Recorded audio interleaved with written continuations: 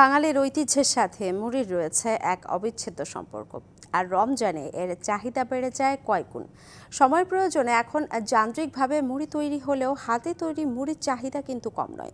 মুড়ি ভাজতে ব্যস্ত সময় পার করছেন পিরোজপুর ও বরগুনার বিভিন্ন এলাকার গৃহিণীরা। দাউ দাউ করে জ্বলছে উনুন, মাটির পাত্রে ভাজা হচ্ছে চাল, সেই চাল মুহূর্তেই হয়ে যাচ্ছে মুড়ি। পিরোজপুরের নাজিরপুর উপজেলার লড়া গ্রামের রেখা মণ্ডল ও শাশুড়ি কানন মণ্ডল দীর্ঘ ২৫ বছর মুড়ি তৈরির সাথে যুক্ত। বর্তমানে ধানের দাম ও অন্যান্য খরচ বেড়ে যাওয়ায় বেড়েছে মুড়ি উৎপাদন খরচ, তাই লাভের মুখ দেখছেন না কারিগররা। বর্তমান ব্যবসা কম, সব মালেরই দাম বেশি। হাতে ভাজা মুড়ি তৈরি করতে যে খরচ, সেই তুলনায় আমরা ন্যায্য পয়সা পাইও না।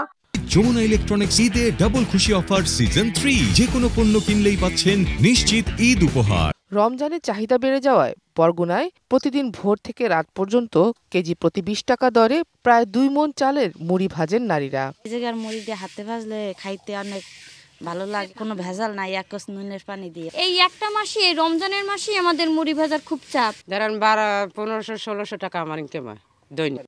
মুড়ি ভাজা ও বিক্রির সঙ্গে জড়িতদের প্রয়োজনীয় সহযোগিতার আশ্বাস প্রশাসনের। আমরা ক্ষুদ্র ঋণ দিচ্ছি এবং এই ধরনের ক্ষুদ্র ব্যবসায়ীদেরকেই উজ্জীবিত করার জন্য এবং তাদেরকে আরও আর্থিক সাপোর্ট দিয়ে এবং উত্তরোত্তর তাদের এই ব্যবসাকে প্রসার করার জন্যই সমাজসেবা অধিদপ্তর কাজ করে থাকে।